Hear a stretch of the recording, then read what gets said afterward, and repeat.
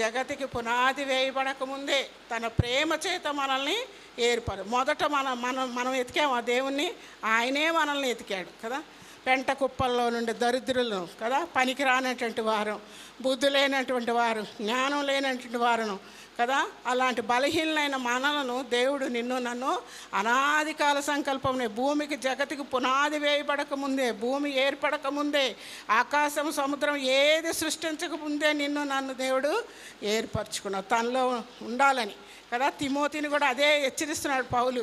మరి మన యొక్క శక్తిని బట్టి కాదు, మన రక్షకుని ప్రత్యక్షత వలన బయలుపరచబడినదైన తన కృపను బట్టి మనల్ని రక్షించి పరిశుద్ధమైన పిలుపుతో ఆయన మనల్ని పిలిచాను. ఆయన పరిశుద్ధుడు, మనం కూడా పరిశుద్ధంగా ఉండాలని మరి లేవీకాండంలో ఉంది, పేతురులో ఉంది కదా.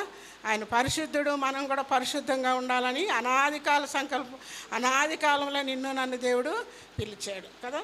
మరి ఆ క్రీస్తు యేసు మరణము నిరర్ధకం చేసి జీవమును అక్షయతను సువార్తనకు వెలుగులో కదా. పాపము వలన మరి ఎఫెసీ 2వ అధ్యాయంలో ఉంటుంది కదా, పాపము చేత మనం చచ్చిన వారం, అపరాధం వలన మనము చచ్చిపోయినటువంటి వారం ఆయన కృపచేత మనల్ని ఏం చేశాడు, రక్షించాడు కదా. మరి ఆయన మరణాన్ని నిరర్ధకం చేసి కృప ద్వారా మనకేం తీసుకొచ్చాడు, జీవాన్ని తీసుకొచ్చాడు.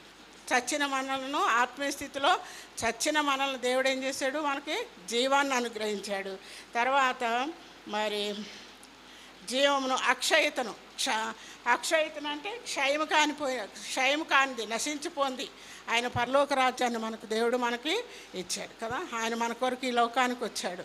ఆయన పరలోకంలో ఉన్న మరి పిలుపిల్లు అంటాడు కదా, మరి పరలోకం విడిచిపెట్టకూడని భాగ్యం అని ఆయన అనుకోలేదు. మన కొరకు రిక్తుడుగా, దీనుడుగా, దాసుడుగా, మానవ స్వభావంతో ఆయన ఈ లోకానికి వచ్చాడు. ఎందుకు వచ్చాడు, ఆయనతో పాటు మనల్ని కూడా ఉంచుకోవాలి. ఆయన అనాది కాల సంకల్పం అంతే.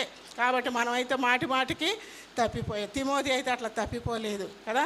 ఎంతో విశ్వాసంతో అవ్వ నేర్పించింది, అమ్మ నేర్పించింది కదా, తన తల్లిదండ్రులు నేర్పించింది. ఆ విశ్వాసాన్ని బట్టే ఆయన మరి 2 పత్రికల్లో ఆయన గురించి, ఒక వ్యక్తి గురించి 2 పత్రికల్లో రాయబడి ఉంది కదా. జీవము కలిగిన సంఘం గురించి ఆయన నేర్చుకునేట్లు ఎట్లుండాలి, ఈ వాదముల జోలికి వెళ్ళొద్దని 1వ తిమోతి పత్రిక 1వ అధ్యాయంలో అంటాడు కదా. మరి వంశావళి గురించి, అసలు బైబిల్లో లేని విషయాల గురించి నువ్వు వాదాలు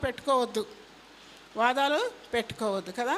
మరి మనల్ని రక్షించిన మరి పాపులను రక్షించేటకు దేవుడు ఈ లోకానికి వచ్చాడు. కాబట్టి మనము తగ్గింపు కలిగిన జీవితాన్ని పౌలు ఎంతో ప్రేమతో తిమోతికి 2 లేఖలు రాశాడు. జీవము గల